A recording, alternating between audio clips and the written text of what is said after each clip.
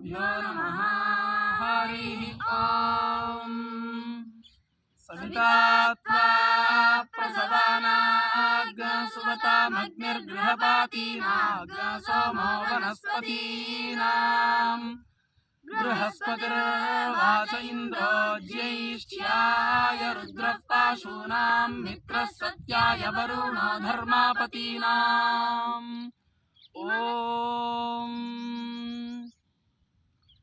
శ్రీ వాగీశ వేద విద్యా సదనం వేద పాఠశాల ఇప్పటి వరకు చీర్యాల అనేటువంటి గ్రామంలో శ్రీ లక్ష్మీ నరసింహ గృహ సముదాయంలో మా స్వగృహమున నడిచింది, నడుస్తూ ఉన్నది కూడా.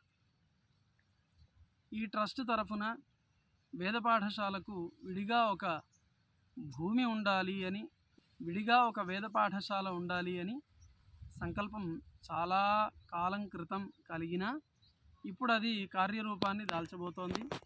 ఇక్కడ మనకి వీడియోలో కనిపిస్తూ ఉన్నటువంటి దృశ్యం ఆ వేద పాఠశాల ఏర్పడబోయేటువంటి స్థలం.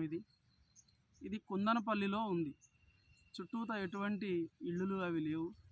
అగ్రికల్చర్ ల్యాండ్, వ్యవసాయ భూమి కనుక వేద పాఠశాలకి చాలా అనుకూలమైనటువంటి స్థానం ఇది. దగ్గరలో కుందనపల్లి అనేటువంటి విలేజ్ ఉంది. ఏ సరుకులు కావాలన్నా, ఏం కావాలన్నా అక్కడికి వెళ్ళి తెచ్చుకోవచ్చు. అటువంటి స్థానం చాలా రమణీయమైన, చాలా ఆనందదాయకమైనటువంటి వాతావరణం ఇక్కడ ఉంది. వేద పాఠశాలకి ఇక్కడ భూమి తీసుకోవాలి అని అగ్రిమెంట్ కూడా జరిగింది. 60/60 తీసుకోవాలి అన్నటువంటి సంకల్పం, 60 అడుగులు బై 60 అడుగులు ఉండాలన్నటువంటి సంకల్పం ఉంది.